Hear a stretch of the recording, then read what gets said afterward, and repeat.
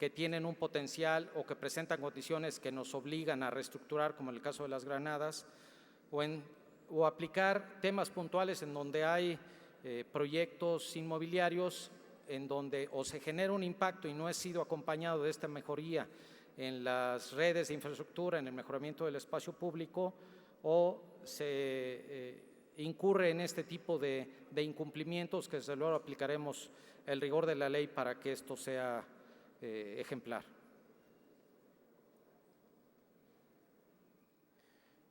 Gracias, secretario. Con la finalidad de emitir una réplica, se concede el uso de la palabra hasta por 3 minutos al diputado Antonio Javier López Adame. Le agradezco, diputado presidente, más que nada para agradecer las respuestas del señor secretario, y es cuanto. Gracias, diputado.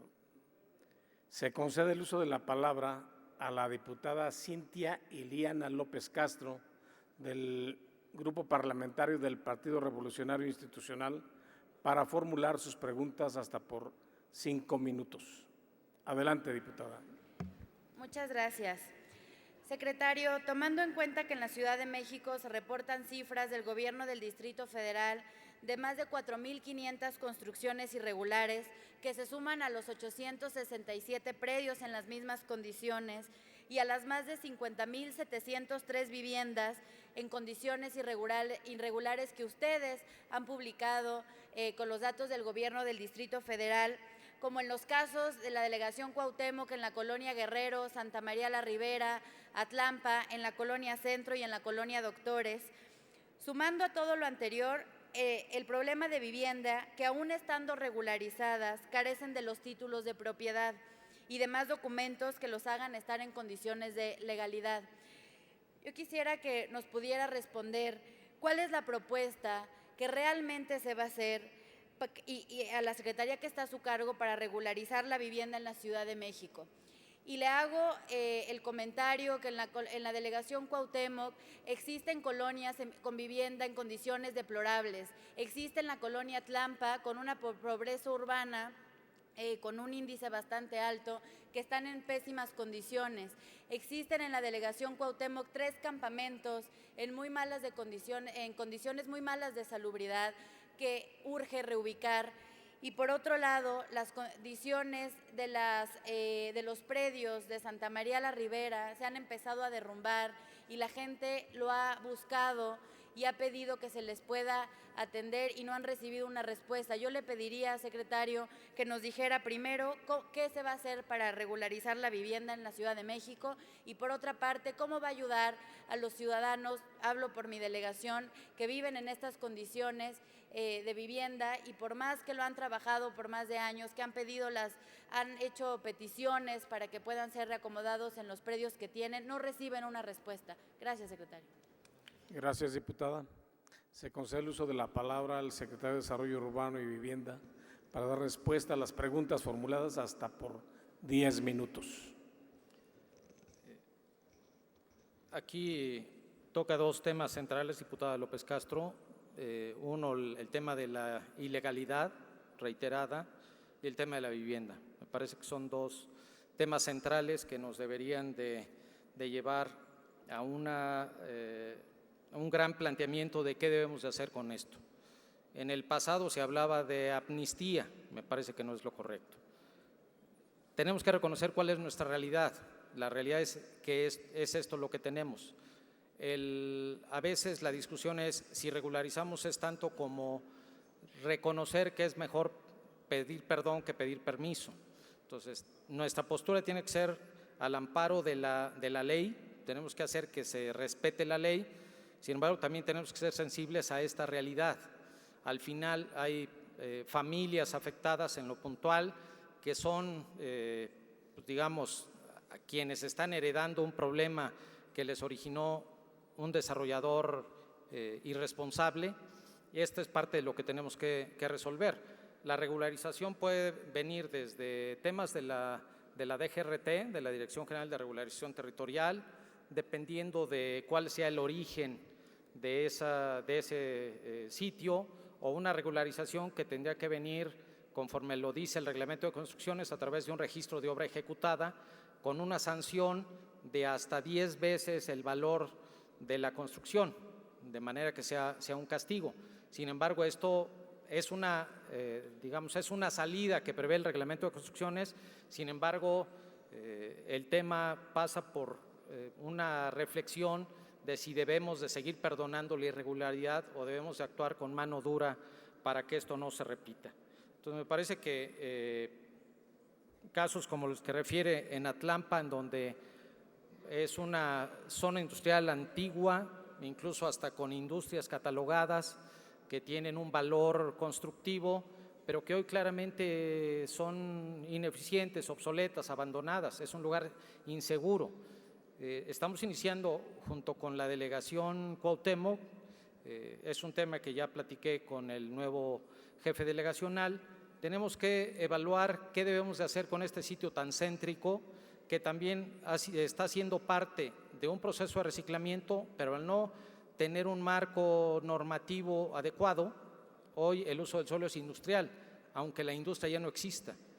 Prácticamente ya se retiraron, hay algunos grandes conjuntos que se hicieron por allá a finales de los 90, su proximidad con Buenavista, con Tlatelolco, con una zona industrial del otro lado de Manuel González. Entonces, me parece que es un territorio que debe ser analizado en su conjunto para poder enmarcar con qué instrumentos debe darse esta transformación. Sé que todavía tenemos campamentos del sismo del 85, es lamentable que después de 30 años todavía tengamos campamentos que eran temporales, era nada más mientras se construía su vivienda o en el programa de renovación habitacional popular o en fase 2 o en casa propia, en los distintos momentos que tuvo este programa, pero que lamentablemente no se ha atendido y debe ser esto encauzado a través del Instituto de la Vivienda de la Ciudad de México. Muchas gracias, señor secretario. Para emitir una réplica se concede el uso de la palabra hasta por 3 minutos a la diputada Cintia Iliana López Castro. Muchas gracias, secretario. Le pedimos se pueda comprometer a continuar con esos labores que usted ha venido haciendo para primero poder reubicar a la gente de los campamentos. Como usted lo dice, pues ha pasado 30 años y siguen viviendo en esas condiciones y bueno, pues que nos vea como aliados para el tema de regularización en todo el problema que existe en la Cuauhtémoc. Y, por supuesto, hacer la reubicación correspondiente a la gente de parte de Atlampa, que está en la parte de las vías, que no son condiciones para que vivan ahí, pero bueno, es gente que tampoco tiene vivienda y nos sumamos a trabajar con usted, pero le pedimos mucho compromiso para poder impulsar una vivienda digna para los capitalinos. Muchas gracias, secretario. Gracias, diputada. Se concede el uso de la palabra a la diputada Margarita María Martínez Fischer, del Grupo Parlamentario del Partido Acción Nacional, para formular sus preguntas hasta por 5 minutos. Adelante, diputada. Gracias, con el permiso de la presidencia, secretario. En el discurso ya me preocupé más porque seguimos enfatizando el tema de la norma 26 y realmente nos preocupa el tema de la política de suelo. Reiterarlo, eso nos preocupa. No, la norma 26 no va a resolver el tema completo. En específico, el tema del CETRAM Chapultepec y del corredor urbano Chapultepec son temas que, como usted sabe, han estado generando mucho interés, aun cuando ha sido el doctor Levy quien lo ha estado promoviendo, pues para que se pudieran realizar tendrían que haber tenido una zonificación, se le tuvo que haber otorgado un potencial. O sea, a nosotros sí nos interesa mucho preguntarle con qué normativa, con cuál norma aplicó, con qué criterio urbano se otorgó a la vialidad y al camellón este uso de suelo para desarrollar el CETRAM. Nos queda claro que una parte es equipamiento público, pero lo demás es un potencial para desarrollo completamente privado. Y en el caso del corredor Chapultepec, igualmente que nos pueda indicar con qué normativa o criterio urbano se le otorgó potencial constructivo para la edificación de un proyecto de utilidad privada, eso es muy importante, que consta de 20,000 metros cuadrados de comercio. O sea, que sí nos pueda hacer llegar los certificados, que nos pueda hacer llegar el expediente completo. Esto no está publicado, secretario, y esto sí queremos tenerlo a la mano para conocerlo. La preocupación es cómo fue que pasamos en el programa delegacional de Cuauhtémoc, vigente el programa delegacional de desarrollo urbano, teníamos vialidad y teníamos espacio abierto, y cambió el uso de suelo para construir estos equipamientos. O sea, hubo un cambio de suelo que no pasó por esta asamblea. Secretario, por favor, aclárenos esto de una manera muy precisa, porque son proyectos que tienen que ver con interés privado, no necesariamente con interés público. Nos informa en el documento que nos hizo favor de llegar sobre las donaciones reglamentarias para los nuevos desarrollos. Nos sería de muchísimo interés conocer estos 9,000 millones de pesos, que nos los pudiera relacionar, que podamos saber qué desarrollo pagó qué, dónde está, y que en un momento dado sepamos realmente qué se está haciendo con ese dinero, ¿no? Es uno de las grandes quejas ciudadanas. ¿Qué pasa con estas medidas de mitigación, con estas donaciones de los nuevos desarrollos? El otro tema tiene que ver con la transferencia de potencialidad. Siempre está ahí la transferencia de potencialidad, dónde está el dinero, qué se hace con ese dinero. Nos comenta usted en su documento, secretario, que el CONDUCE va a tener un presupuesto de 20 millones de pesos para operar. Nos gustaría saber específicamente para qué va a ser este dinero, y también cuáles son los criterios con los que se invitó a las personas a participar, quiénes lo van a conformar, digamos, cuál va a ser la metodología de trabajo. Eso nos interesa en específico. También se habla de los bajopuentes. Nos gustaría saber a qué personas morales se le ha ido otorgando esta recuperación de los bajopuentes. Y muy importante, secretario, para ir preparándonos en esta discusión que viene sobre el nuevo programa de desarrollo urbano a nivel Distrito Federal, usted comenta en su documento que hay 32 estudios de investigación realizados para este programa. Nos haría favor de hacérnoslos llegar a la Asamblea Legislativa. Queremos estudiarlos, queremos conocerlos, preguntar, por ejemplo, si se considera ya tener la nueva encuesta origen-destino que necesitamos desde el 2007, no la tenemos. ¿Cómo vamos a tomar decisiones en materia urbana si no tenemos esta nueva encuesta, lo que tiene que ver con latas de riesgo, etcétera? Y también muy importante, nos comenta en su informe sobre el registro digital de inmuebles catalogados. ¿Qué falta? ¿En qué apoyamos para que esto pueda realmente ya concluirse, el registro digital de inmuebles catalogados? Y ya nos informa también que el Comité Técnico de las Áreas de Gestión Estratégica ya está sesionando cuáles son los proyectos específicos, y si nos puede hacer favor de entregarnos esta información. Vamos a estar solicitando mucha información, secretario, porque lo que queremos, mis compañeros del Partido de Acción Nacional y una servidora, es estudiar y poder opinar de manera informada, y también poder informar a la ciudadanía sobre estos temas tan importantes. Muchas gracias por sus respuestas de antemano. Gracias, diputada. Se concede el uso de la palabra al secretario de Desarrollo Urbano y Vivienda para dar respuesta a las preguntas formuladas, hasta por 10 minutos. Bueno, para todos los temas que tocó la diputada Martínez Fischer necesito como 3 días, pero bueno, voy a tratar de sintetizar y de concretar mis respuestas. El tema de la norma 26, no podemos hablar de vivienda sin hablar del suelo. Eso es real. El suelo es lo que ha impactado finalmente esta situación que se vive, de una norma que al tener un costo del suelo alto no se puede absorber y que propicia, aunque no se justifica, esa ilegalidad. Entonces tenemos que pensar en una política de suelo. ¿Cómo hacerse del suelo? Hay desde posturas de adquisición de suelo, de aprovechar inmuebles abandonados. El caso de la Doctores, hay alrededor de 3,000 viviendas abandonadas. Eso es un dato real según estudios recientes. Tenemos vecindades de alto riesgo. Hay 185 vecindades en alto riesgo en la colonia Doctores, que es una manera de ir propiciando estos procesos de recuperación y de generación de vivienda.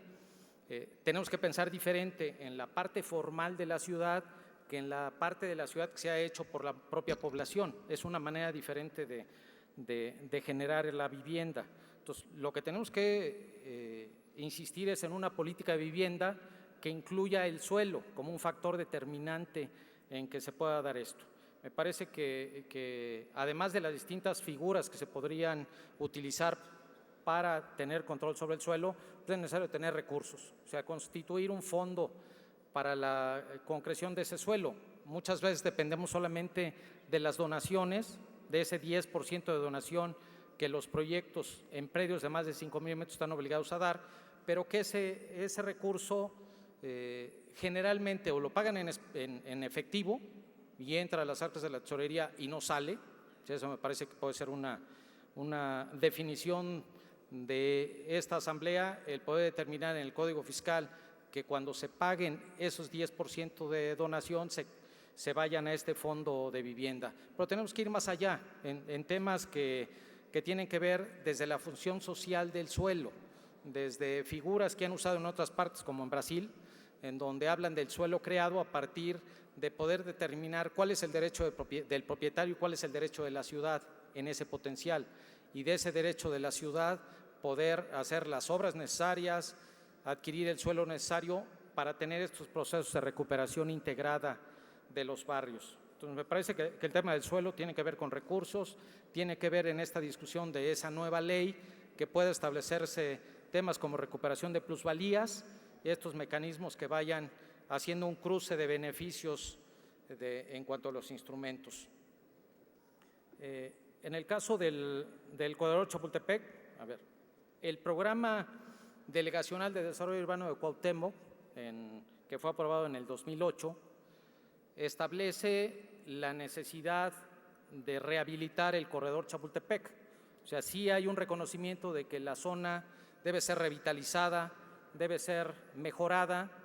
Bajo la política de privilegiar al peatón, bueno, nos parece que tiene que ser un corredor. La discusión de si es por arriba o es por abajo tiene que ver más con estos análisis de si sutura o separa, cómo se da esta conectividad entre la colonia Juárez, la colonia Roma Norte, cómo se dan estos vínculos, cómo se convierte en un cruce seguro.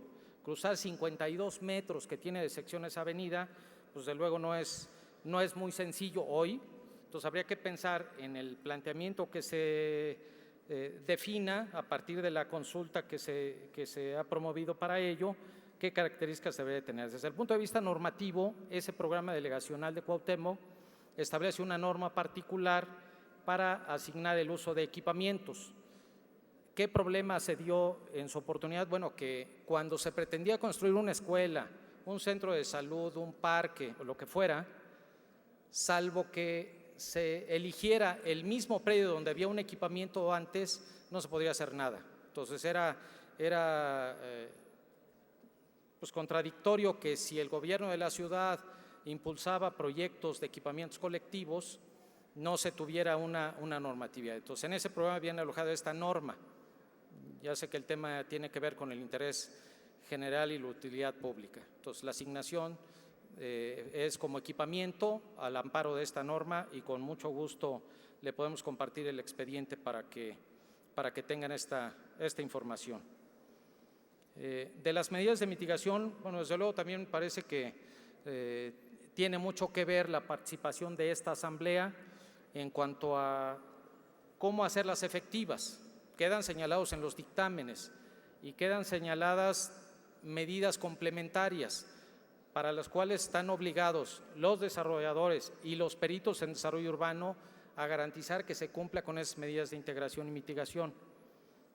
Esto se combina con lo que establecen los artículos 300, 301 y 302 del Código Fiscal de lo que se denomina contribución de mejoras, pero que también es un recurso que entra a la tesorería y no necesariamente se aplica en la zona.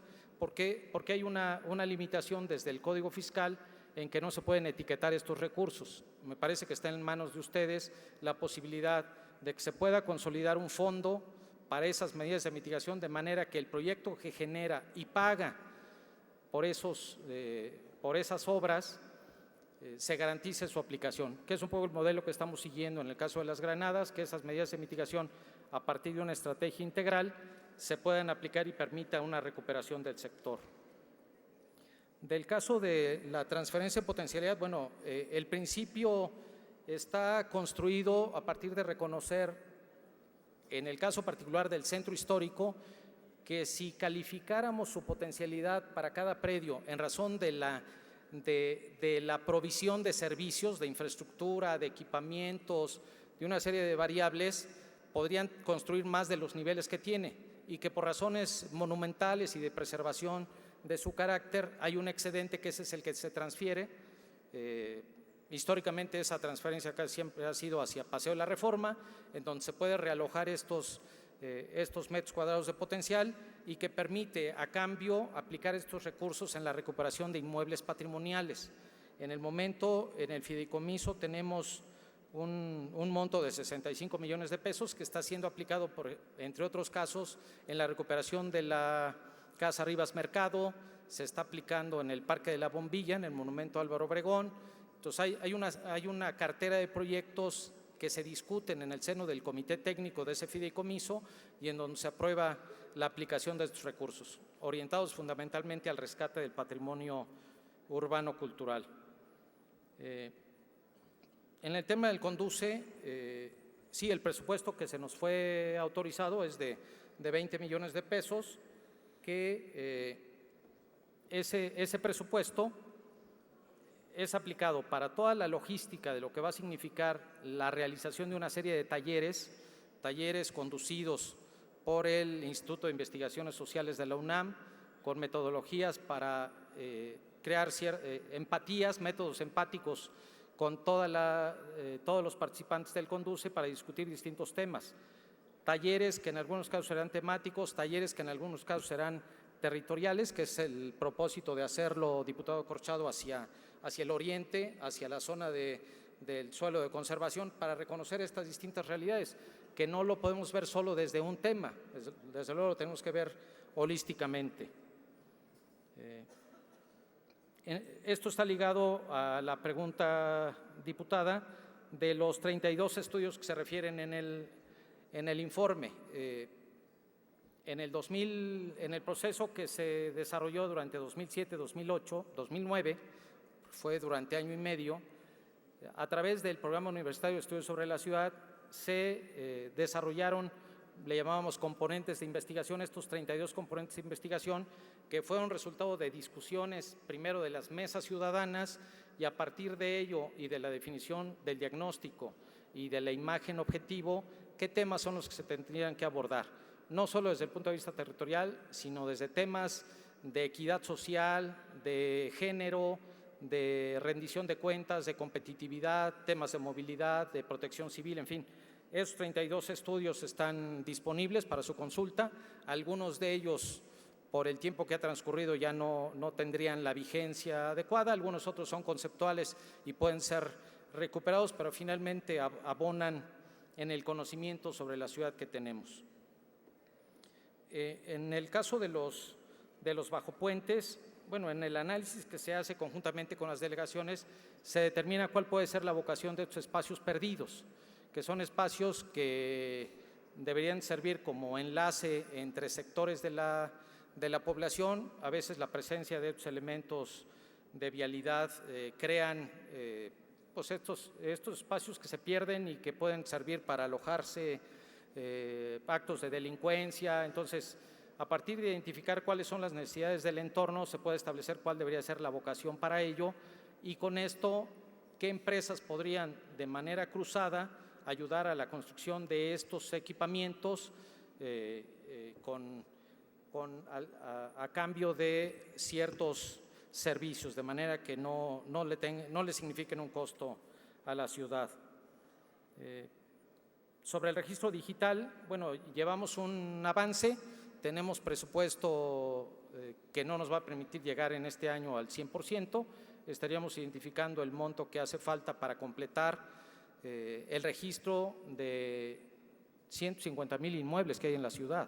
Entonces, es un tema vasto que implica identificar sus características, su origen, quién lo ha ocupado, cuáles deberían ser las vocaciones para rehabilitarlos, para revitalizarlos. Y regresando a lo del corredor Chapultepec, bueno, la norma por vialidad que le da para el CETRAM es un HM50, entonces también ahí está establecido ya un potencial en el caso del CETRAM, ¿no? Me parece que esos eran los temas y no me tardé 3 días. Gracias, señor secretario.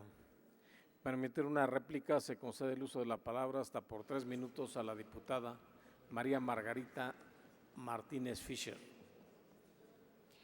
Secretario, gracias. Con el permiso de la presidencia. Secretario, la norma para incentivar equipamiento público no puede aplicar para construir hoteles y tiendas. Hoteles y tiendas no son equipamiento público. ¿Está usted consciente, secretario, de lo que implica haber otorgado, haber firmado bajo esa norma de equipamiento el cambio y otorgando estos niveles constructivos? ¿Está usted consciente de lo que implica? Verdaderamente hay un abuso en el uso de esta norma, está completamente trastocada la norma y estos dos proyectos, secretario, tienen que retirarlos de la discusión en este momento y tenemos que reiniciar. No está bien lo que se hizo, secretario. Hay un uso y un abuso en este sentido. Le voy a pedir, por favor, por escrito, que nos pueda hacer llegar también los demás, para profundizar sobre todo sobre lo que le hemos preguntado. Y quiero comentarle lo que tiene que ver con la gestión, con la interacción del ciudadano con sus autoridades, en específico con las autoridades que tienen que ver con la calidad de vida, entre ellas, por supuesto, SEDUR. Secretario, los vecinos de la Ciudad de México viven un calvario para defender sus derechos.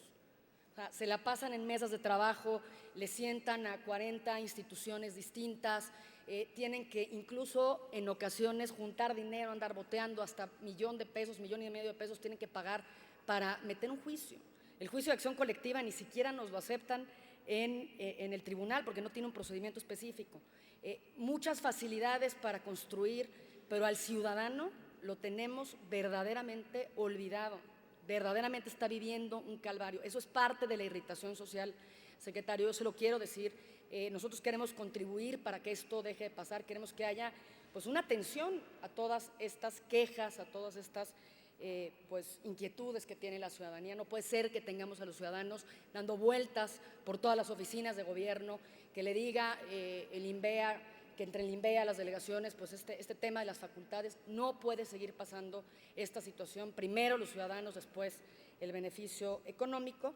Y, secretario, si me lo permite, cuando salgamos le voy a entregar un documento también integrado con comentarios de mis compañeros diputados Abadía y Ernesto Sánchez sobre temas muy concretos. No es una lista exhaustiva ni pretende serlo, pero para que nos haga favor de contestarnos concretamente cada uno de los temas. Son 13 temas en las Lomas de Chapultepec, en la Condesa, está el tema de proyecto en Tacubaya, la posibilidad de hacer el programa parcial en la Roma. O sea, son varios temas que, por supuesto, nunca terminaríamos de plantearle aquí, pero sí solicitarle que por escrito nos haga llegar tanto las solicitudes de información que se le han pedido como las respuestas de este oficio. Muchas gracias, secretario.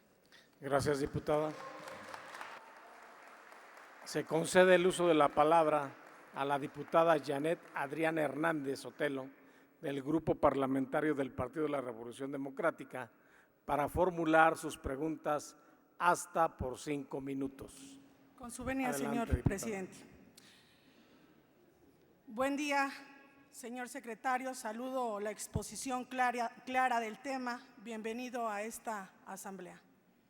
Hablando del Plan Maestro y Sistema de Actuación por Cooperación que llevaron a cabo en las Granadas de la Delegación Miguel Hidalgo, le quiero hacer la siguiente pregunta. ¿Por qué se decidió implementar un sistema de actuación por cooperación en las Granadas y no un plan parcial o un área de gestión estratégica? La siguiente pregunta, señor secretario, respecto a la implementación de los certificados electrónicos de uso de suelo, ¿cuál es su avance en cada una de las delegaciones? Gracias por sus respuestas, por favor, señor secretario. Gracias, diputada. Se concede el uso de la palabra al secretario de Desarrollo Urbano y Vivienda para dar respuesta a las preguntas formuladas hasta por 10 minutos. Gracias, diputada. Bueno,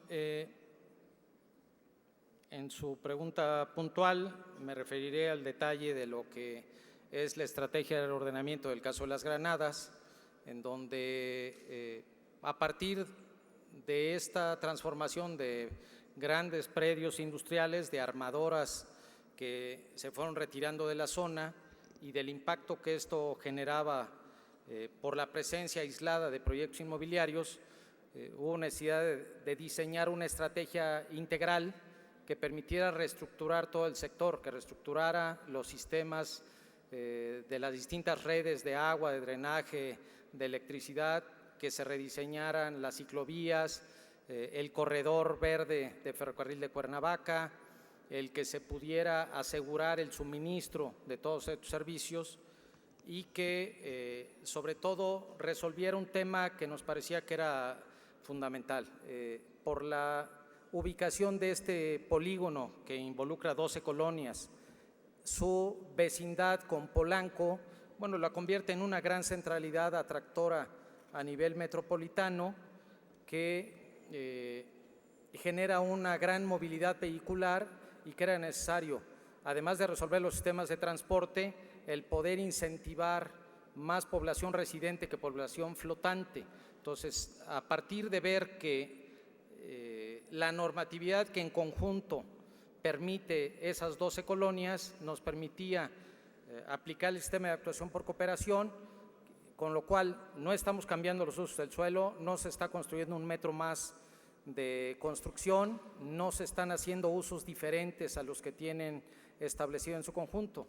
Este mecanismo permite hacer un reacomodo de esas normatividades a partir de una estrategia integrada que defina claramente una cartera de proyectos de todas las obras a ejecutar, cuánto cuesta la ejecución de todo esto, que son medidas de mitigación, y que cada uno de los proyectos aporta a partir de una fórmula diseñada por el CIDE, según las características de cada uno de esos proyectos, los usos, los metros cuadrados, la pertinencia o su coincidencia con la política de incentivar la vivienda, de desalentar el uso del automóvil.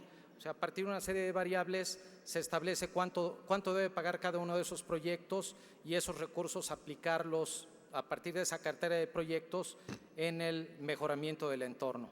Hoy tenemos muy concentrada, muy focalizada el desarrollo inmobiliario en el cruce de Molière y Cervantes Saavedra, fundamentalmente ahí hay un gran nodo, y en el de Mariano Escobedo y Lago Alberto hay otro nodo. Pero el propósito es poder mejorar integralmente esas 363 hectáreas que involucra todo esto. ¿Por qué no programa parcial? Porque no teníamos necesidad de cambiar las normatividades, no era necesario aplicar nuevas normatividades. ¿Y por qué no programas parciales? Porque me parece que los programas parciales solamente atienden a una parte del desarrollo urbano, solo la parte regulatoria, y hoy seguir enfocando nuestras decisiones en razón de una regulación solamente no sirve. Tenemos que orientarlo a un proceso participativo, operativo, en donde lo que ahí está establecido se cumpla, se ejecuten todas estas obras de manera que sí haya un mejoramiento real en estos territorios. Esa sería mi respuesta, diputado. Gracias, señor secretario. Para emitir una réplica se concede el uso de la palabra hasta por 3 minutos a la diputada Janet Adriana Hernández Sotelo. Muchas gracias, señor secretario. Quiero decirle que el grupo parlamentario del PRD siempre estará a favor de escuchar a la gente y apoyar sus acciones, siempre apegado al marco jurídico. Muchas gracias por sus respuestas. Gracias, diputada. Se concede el uso de la palabra a la diputada María Eugenia Lozano Torres, del Grupo Parlamentario del Partido Morena, para formular sus preguntas hasta por 5 minutos. Adelante, diputada.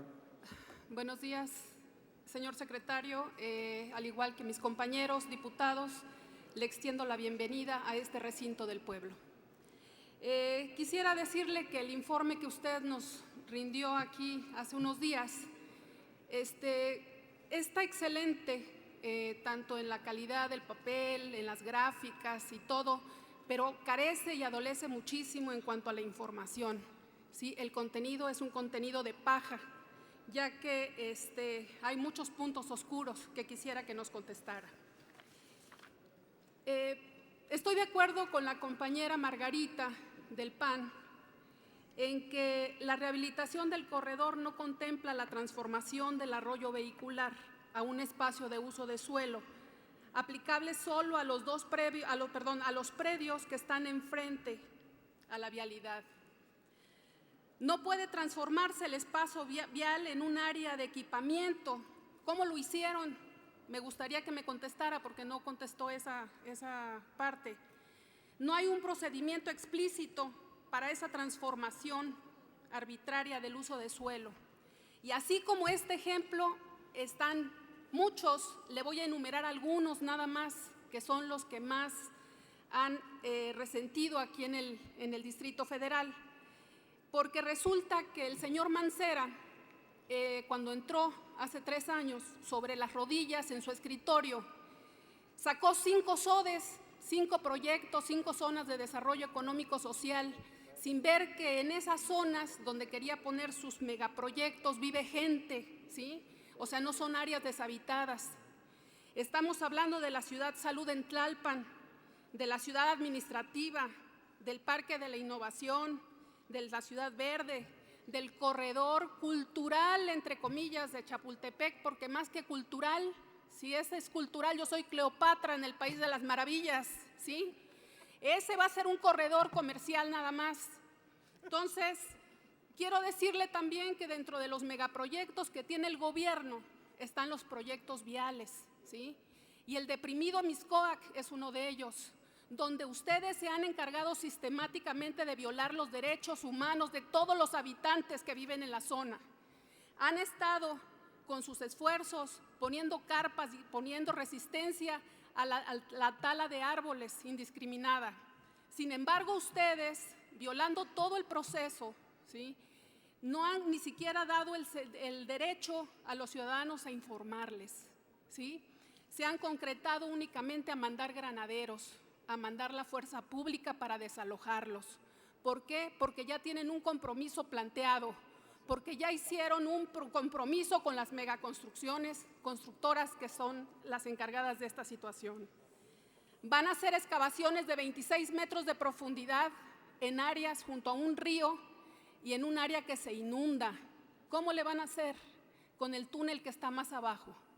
¿Ya presentaron ustedes el impacto vial que va a tener este problema? ¿Y cómo lo van a resolver? Y eso nada más por hablar de las cuestiones que tienen que ver con el gobierno.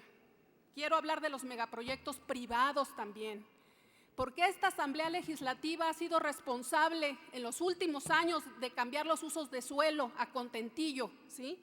Y estoy hablando de la gente del PRD. Quiero decirles que en la delegación a la que yo pertenezco, a la que yo represento ahorita en esta asamblea, Patio Tlalpan, es un centro comercial que están construyendo. Son 28,000 metros cuadrados que van a ser que desembocan a 2 vialidades que son insuficientes para manejar el parque vehicular de más de 2,000 vehículos diarios que pretenden recibir. ¿Cómo le van a hacer? Porque además una parte da 27 metros a la calle, da Insurgentes, 2 vías sobre Insurgentes porque está el Metrobús y el sentido es hacia Cuernavaca. Quiero decirle que sin ese proyecto ahorita, a partir de los jueves, no se puede pasar. Tarda 1 o 2 horas en poder llegar al caminero. Imagínense lo que hacen los señores que viven en los pueblos, que tienen que bajar por la calle de Xitla, ¿sí? Es una calle de 6 metros de ancho, por donde se supone que van a transitar los trailers que van a darle servicio a estas megaconstrucciones. Van a poner nada más un Sams, un Suburbia, un Walmart, 20 cines, ¿sí? Y aparte van a hacer viviendas. ¿Dónde van a meter a tanta gente? Y además no hay agua. Rubí 38, también 11,000 metros cuadrados, un uso de suelo para 55 casas, ¿y sabe cuántas van a ser? 547. Ese megaproyecto desemboca en una calle que mide escasamente 5 metros de ancho, y por ahí van a salir esos vehículos, y van a desembocar a una avenida que se llama Arenal, que tiene un sentido de una vía de ida y otra de venida, donde baja toda la gente de Tepepan, ¿sí? Que normalmente hacen hora y media en la mañana para poder salir a la lateral del periférico. ¿Cómo van a movilizar a esa gente? Además, no hay agua, no hay drenaje en esa zona, ¿sí? Y están construyendo 547 unidades. Además, tenemos el Parque Sur, otra gran obra, que por aquí está un señor que fue implicado en esa situación. En la calzada México-Xochimilco, en Tlalpan, 600 viviendas, señor, y un centro comercial. Viviendas, según la norma 26 de interés social, sí, como no, 3 millones de pesos vale cada departamento de 84 metros cuadrados, señor. Saque su cuenta.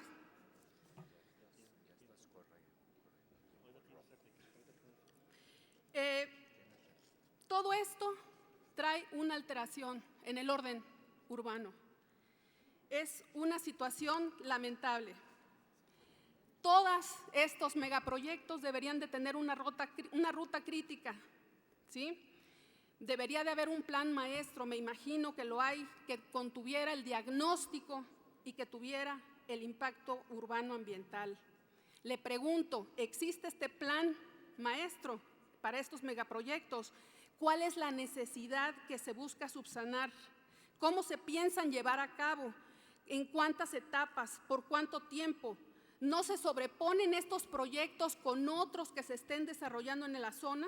¿Y cuál va a ser el costo-beneficio que va a pagar la gente que vive en la zona? ¿Cuál es el fundamento legal para ceder espacios públicos y en particular vialidades a particulares con fines lucrativos? ¿Sí? Quiero ponerle un ejemplo, el corredor Chapultepec del que estamos hablando, los parquímetros, porque además con datos de su cuenta son 660 millones de pesos que se han recabado desde el 2013 a la fecha y únicamente 198 millones de pesos son para el gobierno del Distrito Federal. Y sin embargo los parquímetros, el dueño de los parquímetros se lleva 457 millones de pesos. ¿Dónde está el negocio para el Distrito Federal? ¿Cuáles fueron los criterios y procedimientos? Ya voy a terminar, señor presidente. ¿Cuáles fueron los criterios y procedimientos de adjudicación del Procedmex al grupo financiero Invex? Es del rumor popular que el yerno del hombre más rico de México tiene que ver en este proyecto. Y lo mismo en el patio Tlalpan, familiares del innombrable. ¿Cuáles fueron los criterios y los procedimientos por el que se violentaron los artículos 26, 56 de la Ley de Participación Ciudadana, que establece la obligatoriedad del jefe de gobierno de informar semestralmente de las acciones del gobierno y de la consulta a la ciudadanía? ¿Por qué tiene el gobierno del Distrito Federal tanta resistencia a informar y a consultar a los ciudadanos? ¿Cuál es el fundamento legal para determinar un permiso temporal revocable o una concesión a 40 años con solo el 5% de contraprestación al gobierno del Distrito Federal en terrenos cuyo valor comercial actualmente ronda alrededor de los 25,000 pesos el metro cuadrado? Hablando concretamente del corredor cultural entre comillas Chapultepec, aquí también entran los segundos pisos del periférico. Puede concluir, y algunas compañera otras diputada. concesiones como los pericentros. Yo quisiera, ya para terminar, saber si va a asumir su responsabilidad para tomar medidas inmediatas y urgentes para detener la violación sistemática de los derechos humanos. Gracias, diputada. Generada por la... Se concede el uso de la palabra al secretario de Desarrollo Urbano y Vivienda para dar respuesta a las preguntas formuladas hasta por 10 minutos.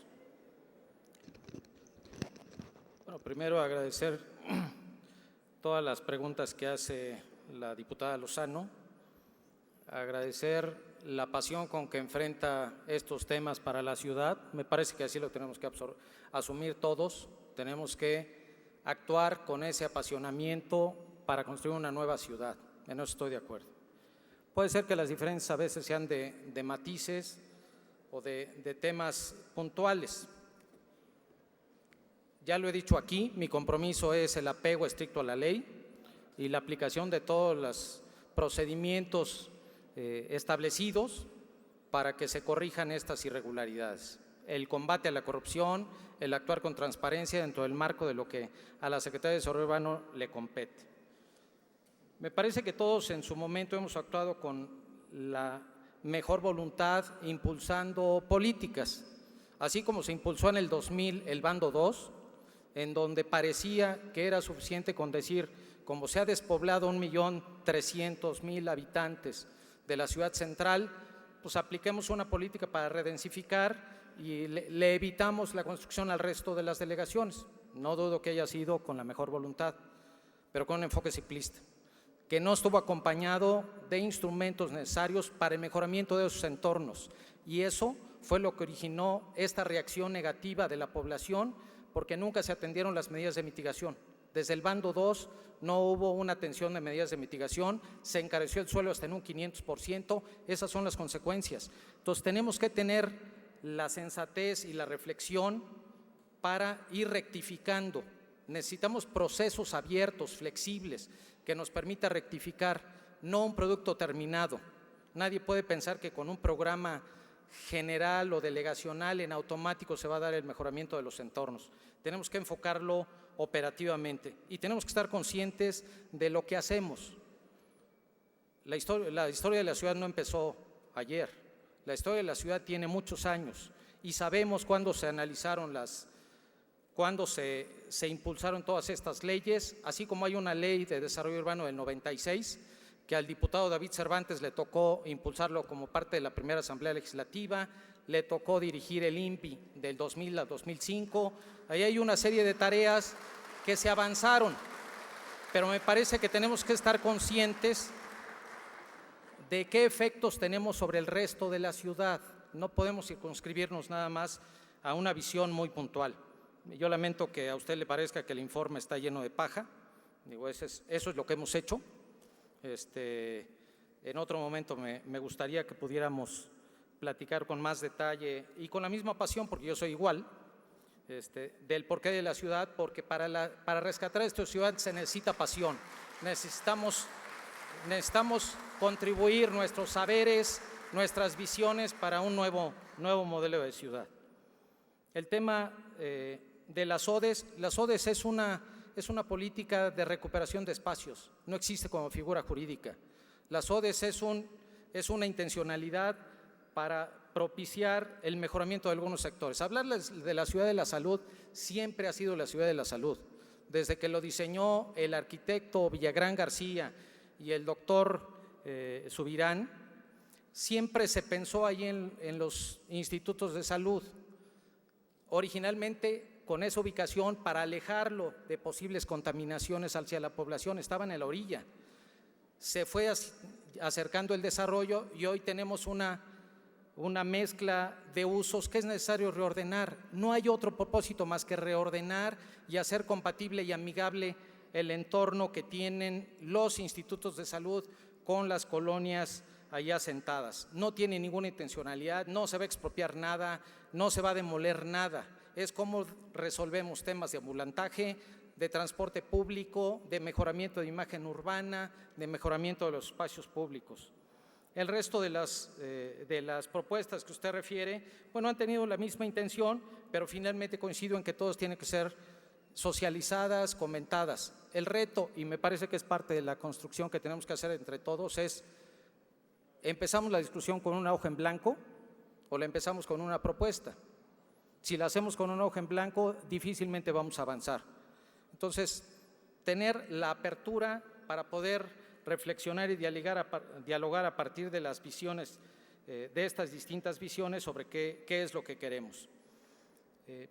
Temas puntuales, como refiere del deprimido de Mixcoac, es un tema que como gobierno de la ciudad yo no puedo rehuir, yo no puedo decir que no le compete a la Secretaría. Yo diría que en un marco amplio de lo que requiere la ciudad, bueno, había un plan maestro original de lo que iban a ser el circuito interior. Ese circuito interior incluía este tipo de conexiones en ese tramo de patriotismo y revolución hacia Río Mixcoac y Ríos Churubusco. O sea, ese es un plan maestro que existe hace muchos años, que hoy tiene que tener una característica diferente, sí, porque la ciudad ya es otra, tiene que tener una dinámica diferente, y me parece que a partir de escuchar las distintas posturas vecinales se ha ido mejorando y perfeccionando. Con respecto a los proyectos puntuales, bueno, hay casos como el de Rubí que efectivamente vienen de una mala aplicación de la norma, de un juicio de lesividad que interpuso la propia Secretaría para dejar sin efecto ese uso del suelo y que se tiene que concretar todo el procedimiento jurídico determinado. Casos como el que refiere el Patio Tlalpan o de otros proyectos, ahí está la normatividad. Puede ser que no nos guste o a veces las medidas de mitigación pueden ser insuficientes. Ahí es donde hay que construir un diálogo para poder establecer cuál es el paquete de medidas de integración. No de entrada decir que no, como sí, hay un marco legal, hay un marco normativo que esta Asamblea aprobó en el 2008 para ese corredor de insurgentes y para ese predio en particular. Entonces, ¿cómo socializamos las soluciones? ¿Cómo establecemos esas cargas para que las asuman los particulares y cómo le damos garantía a la ciudadanía de que ese proyecto puede funcionar para beneficio de su calidad de vida?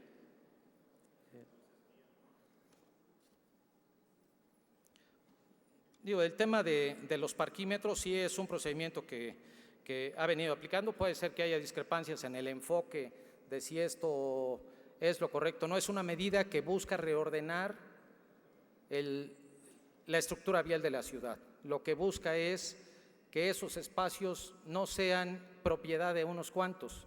Donde se han aplicado los polígonos de los parquímetros es porque se han apropiado a través del estacionamiento un particular, y a partir de la implementación de estos programas hay una rotación que permite que todos lo disfruten. El mecanismo es un cruce para que se beneficie la zona, para que haya un mejoramiento del espacio público y que esto sea decidido a través de los comités de transparencia con los comités vecinales. No es una decisión que tome el gobierno de la ciudad, es una decisión que se acuerda con los comités vecinales. Regresando al tema del corredor Chapultepec, me parece que también aquí, igual que lo decía la diputada Martínez Fischer, es una cuestión conceptual entre lo que entendemos por corredores o lo que no queremos entender, entre lo que son equipamientos o no. Urbanísticamente podemos diferenciar la vivienda, la industria y el resto son equipamientos. Aunque suene muy esquemático, pero yo sé que en la UAM también aplican este procedimiento. Entonces, equipamientos es todo, es un corredor. Es un corredor que genera un equipamiento que podemos discrepar en si es de uso público o privado. El planteamiento que se hace, sea por abajo o sea por arriba, es un equipamiento, es un corredor que le permitirá un beneficio a la colectividad. El tema es cómo lo convertimos en un proyecto urbano que beneficie a la Colonia Juárez y a la Roma Norte, que preserve los inmuebles patrimoniales de la Roma Norte, que garantice su permanencia, cómo se revitaliza la zona de la Colonia Juárez, que ha traído un decaimiento, también hay un desplazamiento de esa población. Entonces, ¿cómo revitalizamos económicamente la zona para que a través de estos proyectos dejen de ser el traspatio de Paseo de la Reforma? Lo que estamos buscando con estas políticas de recuperación urbana es llegar a eso. El caso del corredor, bueno, proviene de un título de concesión. Los bajopuentes vienen de PATRs, que son las figuras que establece la ley y que son autorizados a través de la Oficialía Mayor. Entonces, bueno, me parece que son parte de los puntos que…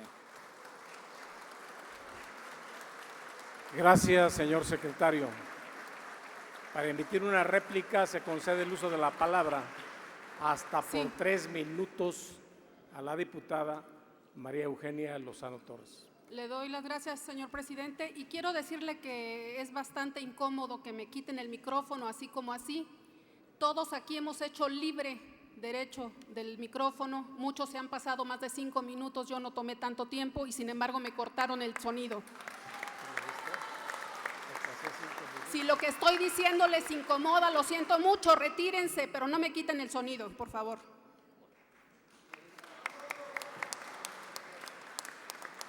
Lo único que quiero decirle, señor secretario, es que me apena muchísimo muchas de las respuestas que me acaba usted de dar, porque seguimos tomando a tole con el dedo, ¿sí?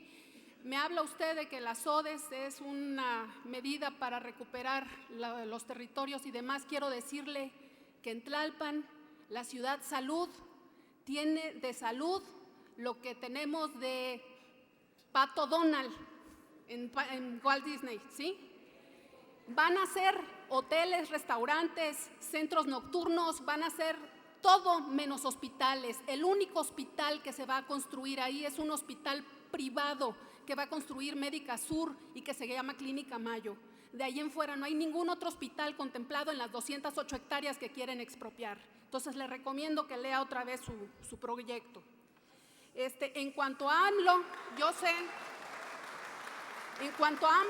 sé que les quita el sueño, ¿sí? Que no los deja dormir, los trae muy preocupados, porque Andrés Manuel es una persona recta y que ha trabajado y ha dicho, ha sido congruente durante toda su vida, ¿sí?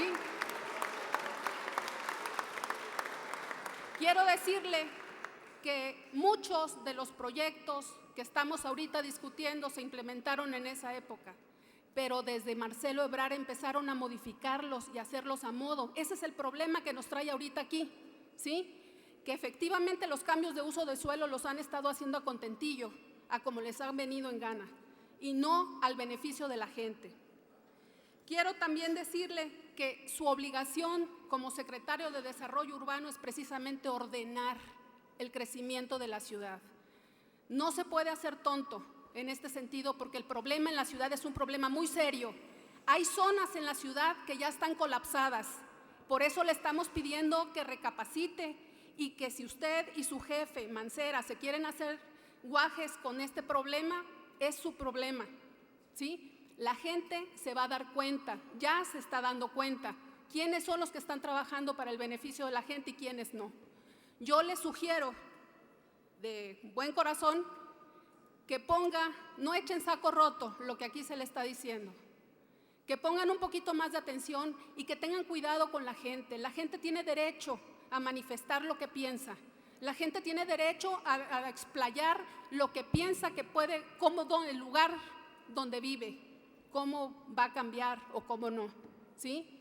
Yo le pido que no jueguen con la gente, con su derecho.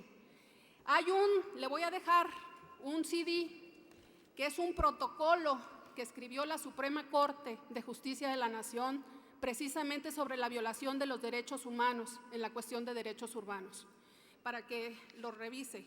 Y le voy a dejar también una serie de preguntas que me gustaría que me contestara, que ya no me da tiempo antes de que me vuelvan a cortar el sonido. Y quiero decirle también, ya para terminar, que la dimensión humana debe ser el eje rector del desarrollo urbano. Ojalá y no lo olvide, porque la gente es el motor de este país. Muchas gracias. Gracias, diputada. A continuación, se concede el uso de la palabra al señor secretario de Desarrollo Urbano y Vivienda con la finalidad de que emita un mensaje final hasta por 5 minutos. Gracias, presidente. Bueno, aquí se han dicho muchos conceptos que me parece que es importante rescatar en esta fase final de la comparecencia. Se ha hablado de que tenemos una ciudad de ciudades, sí lo es, hay una diversidad muy grande y tenemos que comprender y entender estas diversidades. ¿Que es una ciudad dual? Sí lo es. Tenemos que reconocer que más del 60% del territorio está hecho por la gente en autoproducción, en autoconstrucción, lo sé. Sí es nuestra casa común, por lo cual nos obliga a asumir un compromiso en su definición. Sí es el continente de la vida de sus habitantes. Y coincido, diputada Lozano, en el centro de las decisiones debe estar el habitante de la ciudad. Primero es el ciudadano, decía Aristóteles. Entonces yo coincido totalmente con eso, no estoy simulando nada. Cuando hicimos la convocatoria del Conduce es real, es un método participativo, abierto, en donde nos atrevamos a romper paradigmas, a pensar diferente, a visualizar una ciudad diferente, que ya no es la que soñábamos, hoy es una ciudad diferente. y en pocos años se transforma y se modifica y las realidades son otras. El interés superior de la ciudad está más allá de los intereses individuales o de grupo. Es algo en lo que creo y es por lo que defiendo y es en lo que sustento mi actuación como secretario. El interés superior de la ciudad, más allá de los intereses de los grupos inmobiliarios, de los grupos de presión, cualesquiera que sean estos, es el interés de la ciudad. Eso es lo que me motiva. Tenemos que definir el nuevo rumbo de la ciudad, pero esa es una decisión de todos y por eso se instaló el Conduce. No es cuento, no es simulación. Allí estarán todos los sectores representados, porque es tarea de todos definir qué ciudad queremos. Todo esto lo que busca es recuperar la confianza, tener una confianza recíproca en las instituciones. No hay una credibilidad en la actuación de gobierno, sea el ejecutivo, sea el legislativo o el judicial, se ha perdido la credibilidad. Tenemos que reconstruir la confianza. Es una tarea de todos. El derecho de la ciudad, el derecho humano, es un derecho colectivo. Me parece que es hacia donde tenemos que transitar, es hacia donde tenemos que caminar. El hacer nuestra ciudad en propia mano, bueno, me parece un acto egoísta. El hacer la ciudad es un acto colectivo, es una tarea de todos. Todos tenemos que reflexionar sobre la ciudad que tenemos y a partir de ello poder establecer las metas, las visiones, las estrategias de la ciudad que queremos.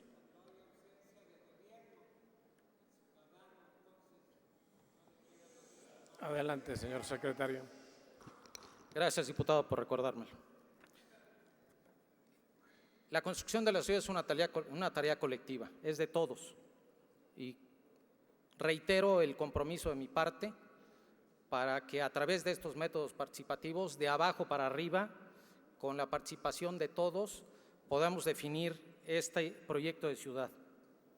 Me parece que hay un gran reto en todo ello, es una ciudad compleja, pero me parece que hay el ánimo, la pasión, el conocimiento como para hacer un planteamiento diferente sobre este proyecto de ciudad. Agradecerles su atención, su disposición y reiterarles mi ánimo para dialogar, para consolidar agendas, para transitar en este camino. Buenas tardes. Muchas gracias, señor secretario. Esta presidencia, a nombre de la Asamblea Legislativa del Distrito Federal, agradece al maestro Felipe de Jesús Gutiérrez, secretario de Desarrollo Urbano y Vivienda del Distrito Federal, su asistencia a esta sesión, así como las respuestas que se ha servido dar a las preguntas que le fueron formuladas. La Asamblea Legislativa del Distrito Federal agradece también a los invitados su asistencia a esta sesión y se solicita a la comisión designada acompañar al maestro Felipe de Jesús Gutiérrez a su salida del recinto cuando así lo desee hacerlo.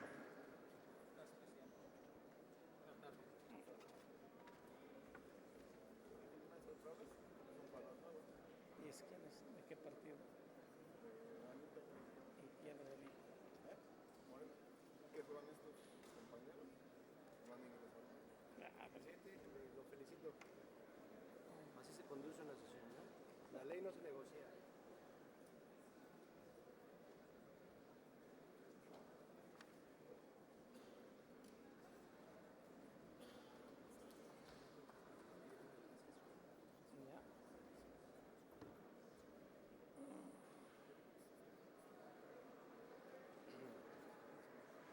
En términos de lo dispuesto por el artículo 36, fracción primera de la Ley Orgánica, se decreta un receso a 20 minutos a efecto de estar en condiciones de desarrollar la próxima comparecencia.